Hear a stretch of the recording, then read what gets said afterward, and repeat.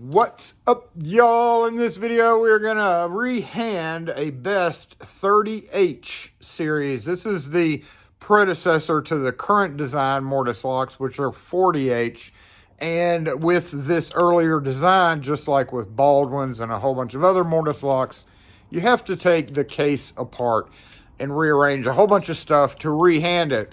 Why would you? What am I talking about rehanding? Rehanding quickly. If you're standing outside of a door and the hinges are on the left, it's a left-hand door and it swings in. If you're standing on the outside of a door and the hinges are on the right and it swings in, it's a right-hand door.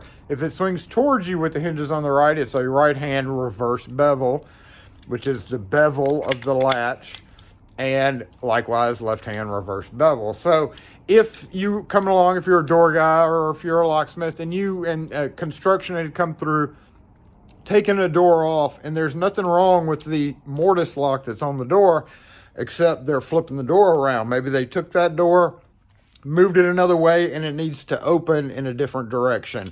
In that case, you have to flip several parts around on the inside of one of these to make it correct for whatever application. In this particular circumstance, we see the latch is, the bevel of the latch is here. So that means if you're opening the door, this means this is set up right now for a right-hand door. So it swings in and closes. The bevel of the latch would hit the strike plate and close. If we need to change it to a left-hand door, so we take that door and we move it around and all of a sudden it becomes on this side, swings in, comes back, look, your latch obviously will not work. So you have to flip all these parts around. There are four or five distinct parts that you have to change over, and that's what we're gonna do right now. Step one, make room to do what you gotta do. Perfect. Now, I will note, I've already refurbished this one completely, including cleaning it, so you will not have the luxury of what we have with this one. It will probably have all types of goo in it, so I would highly recommend go ahead and get your paper towel, your Houdini, if necessary, your electronic contact cleaner, small screwdriver to unscrew the Mortise case screws, maybe another small screwdriver, maybe another one, maybe a couple of like little picks, pokey things as well, and possibly even if you would like a little pry tool. The good thing about the Best Mortise locks is they do not explode, really. There are some Mortise locks, like in the Best videos, we hear an obligatory siren in the background. Some, like the Best Mortise locks, you see me pin it down to a piece of wood to keep it from, like all the parts kind of popping open. There's no real danger. Parts will move. Almost all locks, parts will move around, but it will not pop apart. Okay, start off, we're going to take these screws out. Got a little strip screw right there. Hopefully that won't cause us any problems. And I'll always do this, even though I know this won't do anything major. So, got it laid down, got all the screws off. This one does not have any label screws. In other words, if you're working on a Mortise lock and it has a label and you can't get it off, then it's probably got a screw under the label. This one does not. So here we go, we're gonna lift off. Come around here, pops right off. Now there are a couple of things. I didn't clean that, did I? Yeah, Jason, while we're here. So we have 4 different parts that we have to move around. The cylinder retainer, the dead latch, the latch, and the hub to make it work the other way. So first off, we're gonna take this and flip it around. Put it on this side. Second off, we're gonna take the dead latch. Going to, first off, hold on, let's just move this out of the way. That just sits in that post and goes in here. We're gonna take the dead latch out by doing this. So kind of carefully, at some point, you should just be able to disengage that spring, okay? We're gonna take our dead latch out. Notice I'm trying not to move this because of how it's pinned together or how it's put on there. I don't really want to have to move that around, but we don't have to. So we're gonna take that out and flip it facing the other way. We're gonna go back in, And there's just basically there's just a hole through there that spring tip is going in. So we're gonna put that back down. Make sure it goes in the groove right there, the little slide groove. Bring our spring in and kind of lean this out of the way. Let's see if we can get this. There we go. Put this, push that up, push that down, bam, just like that. Okay, so that's done. Now the latch. I'm gonna take this. See how this has a little brass kind of whatever spring retainer mechanism. I'm going to push it out of the way or relieve pressure on the spring. Just like that. Pull the latch out. I try to keep my thumb there because you have to kind of, if you let it go, you kind of have to get in there with a thing. So I'm going to take that, I'm going to flip this around. Now put it back in. When you're putting it back in, make sure the dead latch is not floopy. So we've got to bring this around, push it through the hole. So that's incorrect. Let's get the kind of wiggle, wiggle, wiggle. Oop.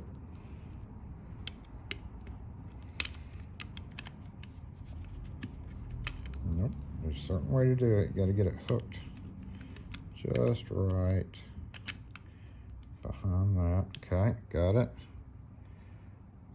And we're gonna grab this, drop it down back over that post. While you were under there, you might want to clean it. Remember, I've already done this, but while you had that part out, you might want to start spraying and cleaner and scraping all these little areas where it slides, because if it doesn't slide well right there, right, then it's not going to work real well. So you want to make sure that's pretty smooth. I just kind of scrape it with a screwdriver. Same thing with this, but it should be okay. Clean. Oh, there's some gear right there. Like, this is old factory glue. It really isn't going to affect much, but it really gets on my nerves. So I'm going to take that off. Yeah, hose that down. All right, now the hub. Because we're flipping it around, we need this hub to lock on the other side. This pin is loose. It will come out. There are 2 holes, so if it falls when you're not paying attention, it's the top hole, not the bigger hole. This goes in the hole of that. So here, what I do is I'm going to put pressure here, which you can actually do this a little bit here. All right.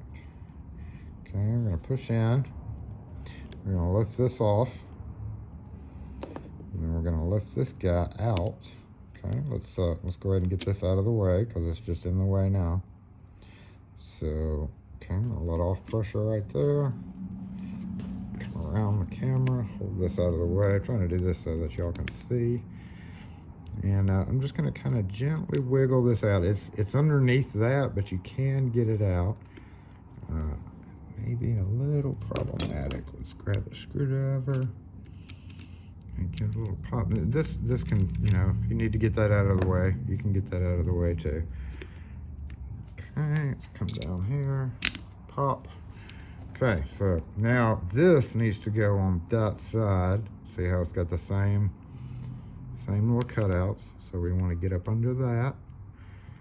Get that hub in that hole. Also, while you have these hubs out, if you let go of this, it's going to push that pin down. That's okay though. We can just let it fall or whatever. You want to make sure these are clean, this hub area, because that rides here. So sometimes it's necessary to take a smooth file and file down any protrusions that you might have, or any areas that look like it may have a little bit of flashing or whatever from wear. All right, so I'm going to take this now, push this back out of the way, slip this in. Your pin's probably going to come off, but if it does, that's okay. Boom, snaps in. make sure that spring didn't go anywhere. Now, this goes on this side. So they basically float. This one just kind of floats on top of it and is held in with the mortise case. So that's good. We're gonna bring this back now. Doop, doop, doop. Obviously this goes, there's no, once we put this in the hole right here, this post slides right here. So if you put this in upside down, obviously the mortise case will not go on it because it doesn't have that protrusion. Okay, so we are good. This didn't go anywhere. This is good. That pin's good. This is good. The dead latch is going to have to be guided in when we put the mortise case back on. And this seems to be working okay once we get it reassembled. Last squirt off. Go ahead and do this. Clean off our inside of the mortise case here because I failed to do it before. Again, if it's necessary, come in here with a see how it's kind of gouging, and so we're just gonna scrape that. It's not like it's a smooth surface anyway, but these are the surfaces that are, you know, that the stuff rides on. You can see how it's gouging into the metal right there. But do your best to, you know, scrape it, smooth off any of those rough edges. Let me get a better screwdriver for this. Just like that. It's usually what I do to solve any little problems like that. Yep, yep. And yeah, so that's good. Put that off. Hit it one more time. All right, and then lastly, don't forget to put your part back in right here. Drop that down.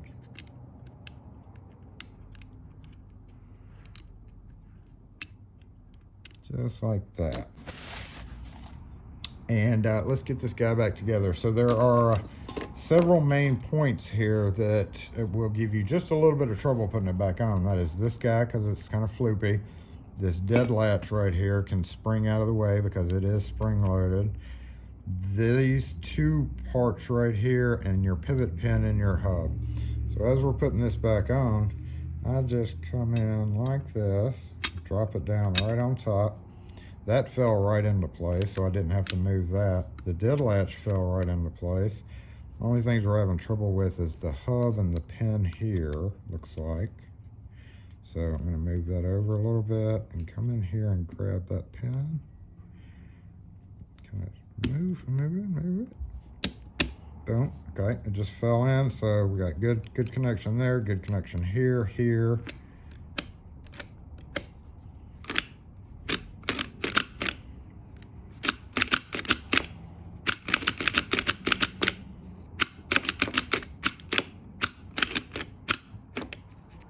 We're binding a little bit on the latch. Let's see what's going on there.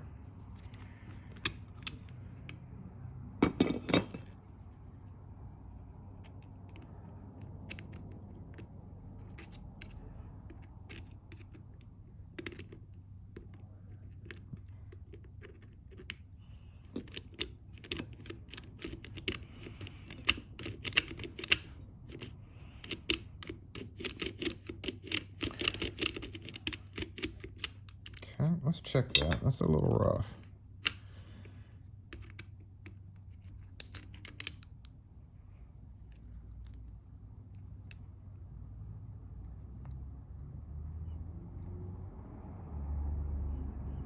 Do we have to turn this around?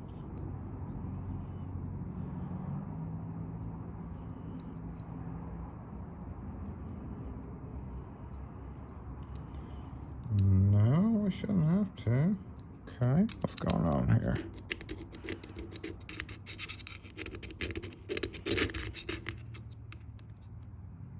Ew, gross.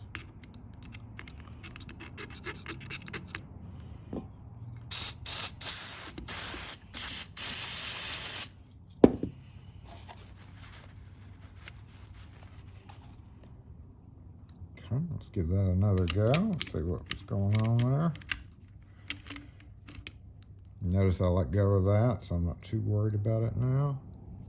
Ah, look at that. So that's something you got to watch out for, y'all. We have a bent latch.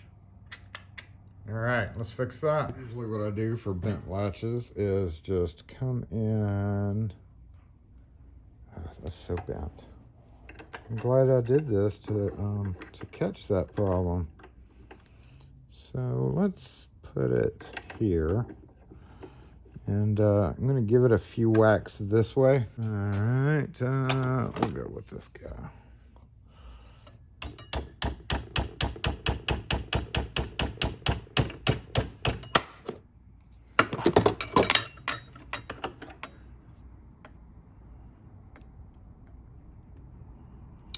Good job, Jason.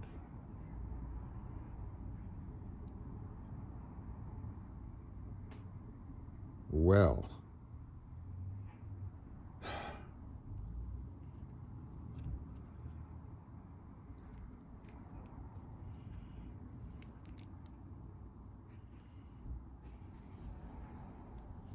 That is not fixable, Jason. So you went and fucked up and broke a latch that you were trying to repair. What do you do now? In this particular situation, this is a lock that I had switched out for another one. As in the other video, I mentioned if a contractor calls you and says, hey, we need this rehanded because we're moving this door. This lock works perfectly fine, but we just need it to move over here. You go and you take it apart and you notice the latch is binding a little bit. You should immediately point that out to the people saying, hey, wait a minute, something's going on with this.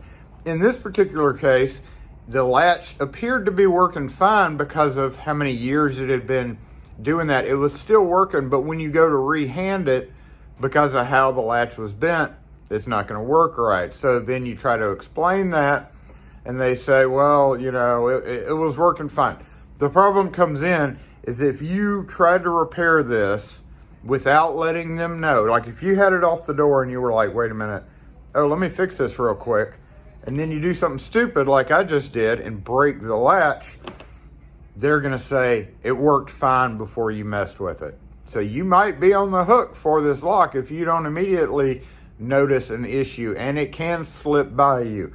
So in this particular instance, we were called out because the Mortise lock was busted. I got there. There were a few parts that were bent and you know, it needed general maintenance. But at that time, I didn't notice that the latch was bent that bad because it seemed to be working okay. It wasn't that problem. Now, I don't know how well my plan's going to work here, but as I mentioned in that video, as soon as it broke was, what do? You don't have a delay. It's 4:30 on a Friday. Of course it is. You don't have another lock in the truck to put in, and they need that door to lock for the weekend. If it has to be replaced, that's cool. They understood. If you got called out for the same situation for me, they were fully expecting to have to replace it because it was busted. But what if you don't have that? What if you have to order one and it's Friday and you have to lock the door? The latch just broke. How are you going to keep the door shut? So we have to immediately emergency fix it, at least so it'll work functionally until you can come back and replace it. Now, as far as the matter going, as far as whether or not the situation was where they just wanted it switched, handed, nobody caught the fact that it was acting up, and then there you go. So there's kind of a gray area on how you would handle that. That's up to your customer. There's a lot of factors involved. Long story short, let's just see what we can do with this to get the door locked on a Friday in your vehicle without any, machining or brazing or welding. That's not going to work right now. It may, but it's certainly, I don't have a welder and I don't have a brazier in my vehicle. So let's see what we could do if we were in the field. Do this. We need to get this clip off because we're going to have to hold this, and we don't want the spring getting bent. So let's move this out of the way. Take your clip off. Take your spring off, and don't forget your little thing. You don't want to lose this little guy. Just get all this out the way for right now. While we're here, we're actually going to do this a little bit. Oink, oink. So my thought is to drill and tap. We can knock this out with a punch, but we're going to have to, no, maybe not. We may not have to unpin that. I was going to say we may have to tap out that, but it looks like I should be able to get that. Come on out.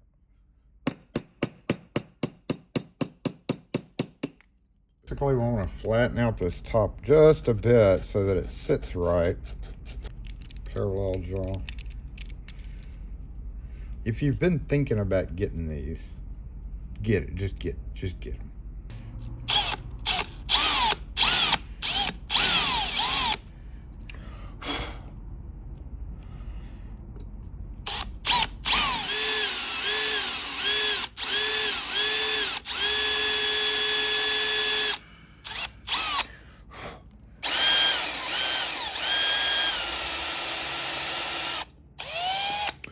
Okay, I think we're good. Now we're gonna hand tap this guy. I'm just gonna use this. How about that?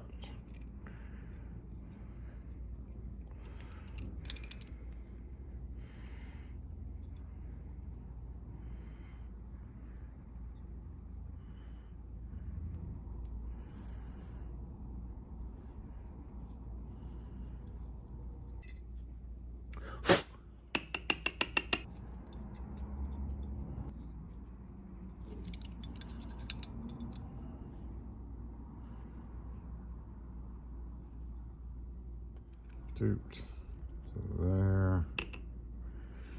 So we can get all the way down in there, y'all.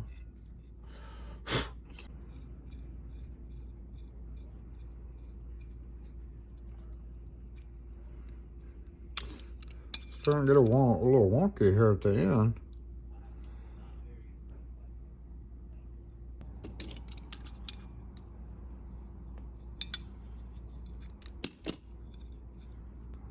I think that's good.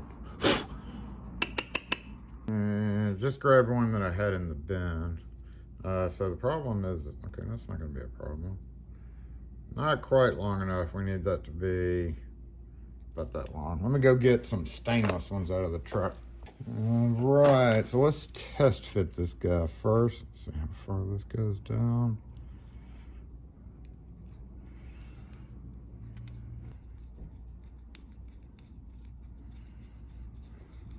Let's test fit it to the actual latch now. Is this gonna work? Yep, that's good. Luckily, let's get our spacer. We can't forget this thing. Not sure what that's even up there for. We'll test fit it and then we'll put the spring back on. So, because we're definitely going to be using a red Loctite, and once you use red Loctite, it's pretty much game over, right? This may be a little too long too, so that's another reason why we need to test fit it. Almost, look at that. Look, how close is that? That's a lot of thread. Let's trim the screw. I think we got enough thread. We'll just trim the screw. A little bit easier today and less dangerous. So as in this video, I'm gonna put the link up here too. We're gonna grab our Klein electrical tool, 1010, I believe it is. Boom. Okay, red Loctite time. It's the danger fluid.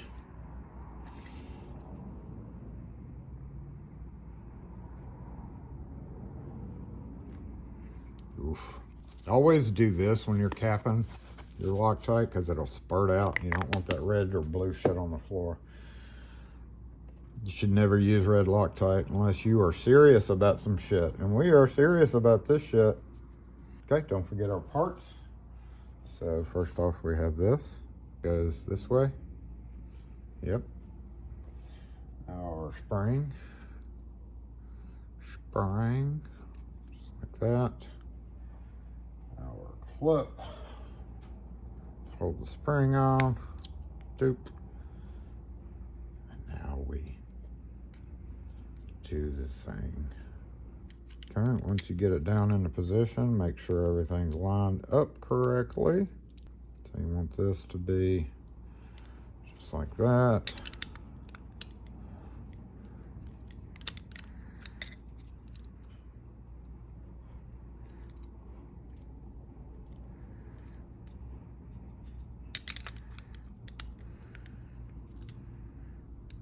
Hold this in that position.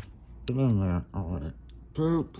Let's keep turning this into position. A little bit more. A little too much of a tweak. That looks good. Okay, let's hold it up and see if it's way straighter than it was. Still got a little bend in it, but we can I think that's probably straight enough. Yeah, let's go check it. Alrighty, we are back to rehanding this guy. So we were putting it in this way. Let's go ahead and yank this back. We can immediately deploy this, I believe. Let's get this in here.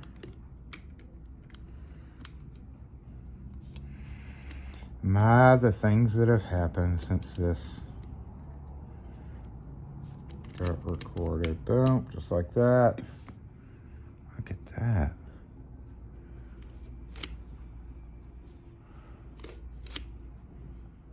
Okay, now we're gonna make sure everything's okay. Give this a new coat of oil, or Houdini oil. Make sure and put this guy back in.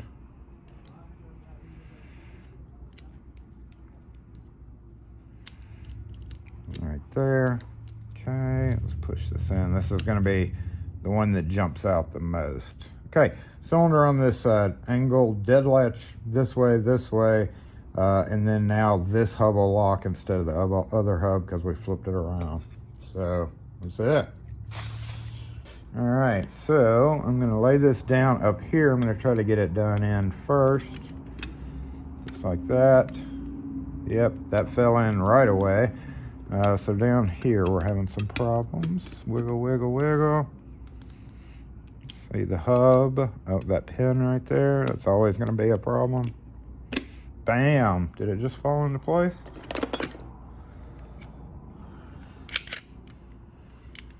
Okay, let's make sure the dead latch works. It does.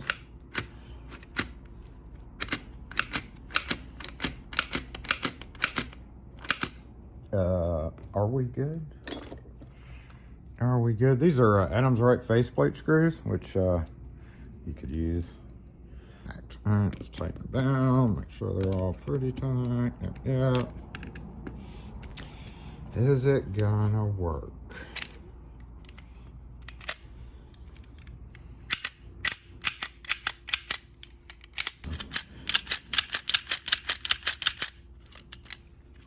So now my question is my repair stronger locked than the original?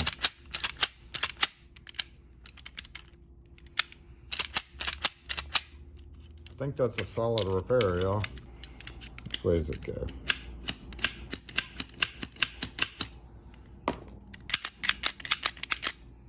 I don't know, what you think?